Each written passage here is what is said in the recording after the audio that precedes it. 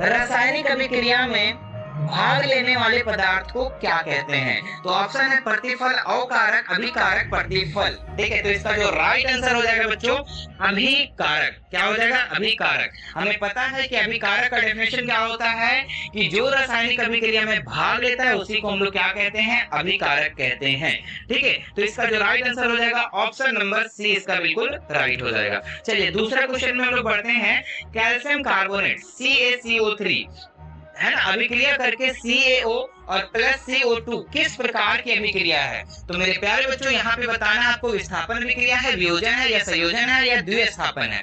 तो यहाँ पे देखिए कि अभिकारक की संख्या कितनी है? एक है। ठीक है, उत्पाद की संख्या कितनी है? दो या दो से अधिक बोल सकते हैं। ठीक है, तो जब अभिकारक एक हो और उत्पाद दो या दो से अधिक हो बच्चों, तो उसको हम लोग वियोजन अभिक्रिया कहते हैं। ऑप्शन नंबर बी इसका बिल्कुल राइट हो जाएगा। ठीक है, चलिए आगे बढ़ते हैं हम लोग अगले सवाल में। अगला सवाल दिया हुआ है, लेड नाइट्रेट चूर्ण को एक प्रणाली में लेकर गर्म करने पर भूरे रंग का धुआं उत्सर्जित होता है। यह धुआं है। ठीक है, तो यह धुआं कौन सा गैस का है बच्चों? ऑक्सीजन गैस का, नाइट्रोजन ऑक्साइड गैस का, या फिर नाइट्रोजन गैस का, या PbO। ठीक है, गैस का। तो इसका जो राइट आंसर हो जाएगा ऑप्शन नंबर बी, इसका बिल्कुल राइट हो जाएगा, नाइट्रोजन ऑक्साइड का। ठीक है, चलिए ऑप्शन बी। आगे बढ़ते हैं हम लोग क्वेश्चन नंबर 4 में। क्वेश्चन नंबर 4 क्या है? श्वसन किस प्रकार की रासायनिक अभिक्रिया है? ठीक है, तो उपचयन अभिक्रिया, संयोजन अभिक्रिया, अपचयन या उष्माशोषी। ठीक है, तो श्वसन जो है बच्चों यहाँ पे क्या होता है? ऑक्सीजन की वृद्धि होती है। जब सांस लेते हैं तो हमारे शरीर में ऑक्सीजन की वृद्धि होती है, तो वो कौन सा अभिक्रिया हो बच्चों? उपचयन अभिक्रिया। ठीक है, जिस अभिक्रिया में ऑक्सीजन की वृद्धि होती है उसको हम लोग उपचयन अभिक्रिया कहते हैं, यानी कि इसका ऑप्शन नंबर ए इसका बिल्कुल राइट हो जाएगा। ठीक है, आप ध्यान देंगे बच्चों कि अगर उपचयन ना रहा तो, ठीक है, अगर ऑप्शन में उपचयन ना रहा तो श्वसन उष्मा क्षेपी भी अभिक्रिया है। ठीक है, याद रखना उष्मा क्षेपी भी अभिक्रिया है, क्योंकि आपके प्रश्न में भी बच्चों इसी तरीके का एक सवाल है, श्वसन को उष्मा क्षेपी अभिक्रिया क्यों कहते हैं? ठीक है, तो श्वसन किस प्रकार की अभिक्रिया? उपचयन भी अभिक्रिया है और उष्मा क्षेपी भी अभिक्रिया है। ठीक है, ये भी याद रखना। चलो आगे बढ़ते हैं लोग 5 नंबर सवाल। भौतिक परिवर्तन है। ठीक है, तो क्या है? अस्थायी परिवर्तन, अस्थायी परिवर्तन, ए और बी दोनों, इनमें से कोई नहीं। ठीक है, तो इसका जो राइट आंसर हो जाएगा बच्चों अस्थायी परिवर्तन। ठीक है, अस्थायी परिवर्तन। भौतिक परिवर्तन में क्या होता है बच्चों कि जब कोई भी चीज अभिक्रिया के बाद चेंज हो जाता है, ठीक है, और वो चेंज होने के बाद फिर पुनः अपना अवस्था में आ जाता है, तो उसको हम लोग भौतिक परिवर्तन कहते हैं। इसलिए ये अस्थायी है, स्थायी नहीं है, फिक्स नहीं है, अनफिक्स्ड है। ठीक है, जैसे कि यहाँ पे बच्चों बर्फ, मान लो कि पानी से बर्फ बन गया। ठीक है, तो पानी से बर्फ बन गया, तो क्या बर्फ से फिर पानी नहीं बन सकता है? बिल्कुल बन सकता है। तो ये क्या है? भौतिक परिवर्तन है, और ये अस्थायी परिवर्तन है, अस्थायी नहीं है, फिक्स नहीं है। ठीक है, याद रखना। चलो इसका ऑप्शन नंबर ए इसका बिल्कुल राइट हो जाएगा। चलिए आगे बढ़ते हैं हम लोग क्वेश्चन नंबर 6 में। क्या लिखा हुआ है? मैग्नीशियम और ऑक्सीजन को, है ना, मैग्नीशियम ऑक्साइड, मैग्नीशियम और ऑक्सीजन को मिलाए तो मैग्नीशियम ऑक्साइड बना। ठीक है, तो यह किस प्रकार की अभिक्रिया का उदाहरण है?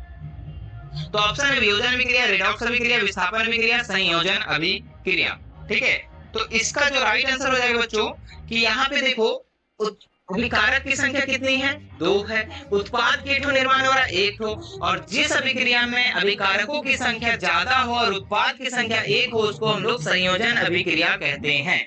ऑप्शन नंबर डी इसका बिल्कुल राइट हो जाएगा। ठीक है, संयोजन अभिक्रिया का परिभाषा ये होता है कि 2 या 2 से अधिक अभिकारक मिलकर एकल उत्पाद का निर्माण करते हैं, उसको हम लोग संयोजन अभिक्रिया कहते हैं। ठीक है, तो इतना ही तो याद रखना पड़ेगा आपको। आगे देखो, अंगूर का क्यूनन करना एक क्या है? तो ये रासायनिक परिवर्तन है, भौतिक परिवर्तन, ए और बी दोनों या इनमें से कोई नहीं। तो अंगूर का क्यूनन करना बच्चों ये एक रासायनिक परिवर्तन है। ऑप्शन नंबर ए इसका बिल्कुल राइट हो जाएगा। ठीक है, चलो आगे बढ़ते हैं हम लोग, याद रखना। आगे बढ़ते हैं 8 नंबर सवाल में। निम्नलिखित में कौन सा रेडॉक्स अभिक्रिया है? तो रेडॉक्स अभिक्रिया सबसे पहले कहते किसको है? जिसमें उपचयन, क्या बोले हम? उपचयन और अपचयन दोनों हो। ठीक है, जिसमें उपचयन और अपचयन दोनों हो उसको हम लोग रेडॉक्स अभिक्रिया कहते हैं। यानी कि ऑक्सीजन की वृद्धि और ऑक्सीजन की कमी जिसमें दोनों में हो तो उसको हम लोग रेडॉक्स अभिक्रिया कहते हैं। तो यहाँ पे देखो ऑप्शन क्या क्या है? H2Cl2 और HCl। ठीक है, तो 8 नंबर में तो ये तो यहाँ पे कहीं ऑक्सीजन की ना वृद्धि हो रही ना कमी हो रही, ये गलत हो गया। यहाँ पे बी वाले में देखो क्या है? कॉपर ऑक्साइड है। और ये अभिक्रिया करके क्या बन रहा है, कॉपर बन रहा है, यानी कि ऑक्सीजन की कमी हो रही है। चलो ठीक है, देखते हैं क्या ऑक्सीजन की वृद्धि भी हो रही है यहाँ पे, अगर होगा तभी रेडॉक्स अभिक्रिया होगा। तो हाइड्रोजन सिर्फ अभी अकेले है, अब क्या हो गया, हाइड्रोजन ऑक्साइड हो गया, मतलब कि यहाँ उपचयन यानी अपचयन और उपचयन दोनों हो रहा है। इसका मतलब इसका जो राइट आंसर हो जाएगा ऑप्शन नंबर बी, इसका बिल्कुल राइट हो जाएगा। ठीक है, चलो आगे बढ़ते हैं हम लोग 9 नंबर सवाल में। 9 नंबर सवाल है, कॉपर चूर्ण को वायु में गर्म करने पर उसके सतह पर कॉपर ऑक्साइड की एक परत जम जाती है, इस परत का रंग कैसा होता है? ऑप्शन है श्वेत, काला, भूरा, पीला। तो इसका जो राइट आंसर हो जाएगा बच्चों आप लोग का ऑप्शन नंबर बी, काला। क्या हो जाएगा, काला। क्लियर है, चलो आगे बढ़ते हैं हम लोग अगले सवाल में। मैग्नीशियम के रिबन को रेग मार्क से रगड़ कर दहन की प्रक्रिया की जाती है, क्यों किया जाता है? मैग्नीशियम रिबन को साफ करके रेग मार्क से रगड़ करके क्यों जलाया जाता है? तो ऑप्शन है मैग्नीशियम रिबन की सतह रुखड़ी होती है। नहीं, ये तो गलत कह रहा है। ठीक है, ये तो गलत कह रहा है। आगे देखो, मैग्नीशियम रिबन की सतह पर मैग्नीशियम ऑक्साइड की एक पतली परत जम जाती है, ये बिल्कुल सही कह रहा है ना, कि मैग्नीशियम रिबन में एक सफेद कलर का जो है परत जम जाता है, इसीलिए इसको रगड़ कर रेग मार्क से साफ करके इसको जलाया जाता है। ठीक है, तो ऑप्शन नंबर बी इसका बिल्कुल राइट हो जाएगा। चलिए आगे बढ़े। हाँ, 11 नंबर 10A में। ठीक है, 10 का 2 सवाल था, 10A में कर दिए हम इसको। ठीक है, दूध से दही बनना कैसा परिवर्तन है? तो मेरे प्यारे बच्चों, ये तो आपको बच्चों का सवाल है, ये सबको पता होना चाहिए। दूध से दही बनना ये एक रासायनिक परिवर्तन है, और रासायनिक परिवर्तन किसको कहते हैं? जो नया पदार्थ का निर्माण करता हो, जो नया पदार्थ का निर्माण करता हो उसको हम लोग क्या कहते हैं? रासायनिक परिवर्तन कहते हैं। और ये फिर नया पदार्थ जब बन गया तो वो पुराने वाले पदार्थ में नहीं चेंज हो सकता है। जैसे दूध से दही बन गया, तो क्या तुम दही से दूध बना सकते हो? नहीं बना सकते हो, इसीलिए ये एक रासायनिक परिवर्तन है। ठीक है, तो ऑप्शन नंबर बी इसका बिल्कुल राइट हो जाएगा। चलिए आगे बढ़ते हैं हम लोग अगले सवाल में। नमक के घोल में सिल्वर नाइट्रेट का घोल डालने पर दही जैसा अवक्षेप उत्पन्न होता है। ठीक है, यह कौन सी अभिक्रिया है? तो जिसमें बच्चों अवक्षेप करने उत्पन्न होगा तो उसको हम लोग अवक्षेपण अभिक्रिया कहेंगे। ठीक है, तो ऑप्शन नंबर सी इसका बिल्कुल राइट हो जाएगा। ठीक है, चलो बढ़ते हैं हम लोग 12 नंबर सवाल में। 12 नंबर में है, मैग्नीशियम के दहन के फलस्वरूप मैग्नीशियम ऑक्साइड प्राप्त किया जाता है, तो इस ऑक्साइड का रंग कैसा होता है? ठीक है, तो मैग्नीशियम के दहन के फलस्वरूप मैग्नीशियम ऑक्साइड प्राप्त किया जाता है, तो इस ऑक्साइड का रंग कैसा होता है? लाल, काला, उजला, भूरा। ठीक है, तो इसका जो राइट आंसर हो जाएगा बच्चों ऑप्शन नंबर सी, उजला। क्या हो जाएगा? उजला। ऑप्शन नंबर सी इसका बिल्कुल राइट हो जाएगा। आगे देखो, रासायनिक समीकरण अभिक्रिया का क्या है? ठीक है, तो रासायनिक समीकरण जब लिखते हो बच्चों तो वो अभिक्रिया का क्या है? वो अभिक्रिया का एक संक्षिप्त रूप है। ठीक है, ऑप्शन नंबर ए इसका बिल्कुल राइट हो जाएगा। ठीक है, रासायनिक समीकरण को हम लोग लिखते हैं तो वो क्या होता है? रासायनिक अभिक्रिया का एक संक्षिप्त रूप है, छोटा रूप है। ठीक है, ऑप्शन नंबर ए इसका बिल्कुल राइट हो जाएगा। आगे बढ़ते हैं हम लोग 14 नंबर सवाल।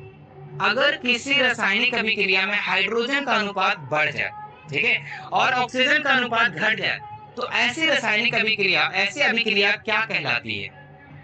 उपचयन अभिक्रिया, ऊष्माक्षेपीय अभिक्रिया, अपचयन अभिक्रिया और क्षेपण अभिक्रिया। तो यहाँ पे देखो बच्चों साफ साफ लिखा हुआ है, ऑक्सीजन की क्या हो रहा है? घट रहा है। जब ऑक्सीजन घट रहा है और हाइड्रोजन बढ़ रहा है, जब ऑक्सीजन घट रहा है बच्चों तो उसको हम लोग चयन अभिक्रिया कहेंगे। क्या कहेंगे? अपचयन अभिक्रिया। ऑप्शन नंबर सी इसका बिल्कुल राइट हो जाएगा। क्लियर है? ठीक है, अच्छा अगर यही रहता कि हाइड्रोजन का अनुपात घट जाए और ऑक्सीजन का अनुपात बढ़ जाए, जब ऑक्सीजन वृद्धि हो जाएगा तो वो उपचयन होगा, और घट जाए तो क्या हो जाएगा? वो चयन हो जाएगा। ठीक है, यहाँ तक का क्लियर है? चलो आगे बढ़ते हैं हम लोग अगले सवाल में। 15 नंबर में क्या लिखा हुआ है? उपचयन अपचयन अभिक्रिया को क्या कहते हैं? तो जहाँ पे उपचयन अभिक्रिया और अपचयन अभिक्रिया दोनों हो, है ना, तो उसको हम लोग रेडॉक्स अभिक्रिया कहते हैं। ऑप्शन नंबर ए इसका बिल्कुल राइट हो जाएगा। ठीक है, बच्चे लोग को ये चीज पता होना चाहिए। आगे बढ़ते हैं हम लोग अगला सवाल में। मैग्नीशियम रिबन को वायु के में दहन के फलस्वरूप श्वेत पदार्थ का मैग्नीशियम ऑक्साइड बनता है, बिल्कुल, है ना। इस अभिक्रिया में मैग्नीशियम क्या होता है?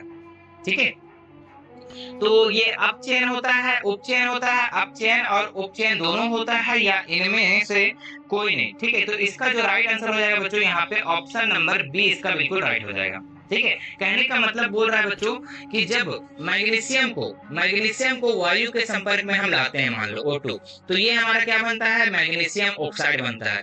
और यहाँ पे क्या हो रहा है, मैग्नीशियम में ऑक्सीजन नहीं था और अब यहाँ पे ऑक्सीजन बढ़ गया, यानी कि ऑक्सीजन की क्या हो गई, वृद्धि हो गई। तो वृद्धि हो गई तो उसको हम लोग उपचयन अभिक्रिया कहेंगे। ठीक है, चलो ऑप्शन नंबर 20 का बिल्कुल राइट हो जाएगा। चलिए आगे बढ़े, क्वेश्चन नंबर 17, संचारण किस प्रकार की अभिक्रिया है। ठीक है, अपचयन अभिक्रिया, अवक्षेपण अभिक्रिया, संयोजन अभिक्रिया, उपचयन अभिक्रिया। ठीक है, तो संचारण जो है बच्चों ये आपका उपचयन अभिक्रिया है। क्यों, क्योंकि संचारण मतलब कोई भी चीज जंग, संचारण मतलब क्या, जंग लगना। और जंग कैसे लगता है, वायु, नमी, मिट्टी ये सब नजदीक आता है तो जंग लगता है। तो यहाँ पे क्या हो रहा है, जब वायु के संपर्क में आ रहा है मतलब कि ऑक्सीजन की वृद्धि हो रही है, वायु मतलब ऑक्सीजन है ना, ऑक्सीजन की जब वृद्धि हो रही है यहाँ पे तो क्या होगा, ये उपचयन अभिक्रिया। ऑप्शन नंबर डी इसका बिल्कुल राइट हो जाएगा। क्लियर हो रहा है कि नहीं, बिल्कुल।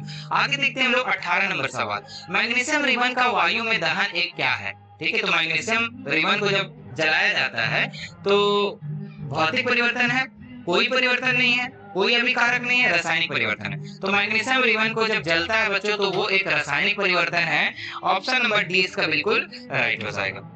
चलिए आगे बढ़े।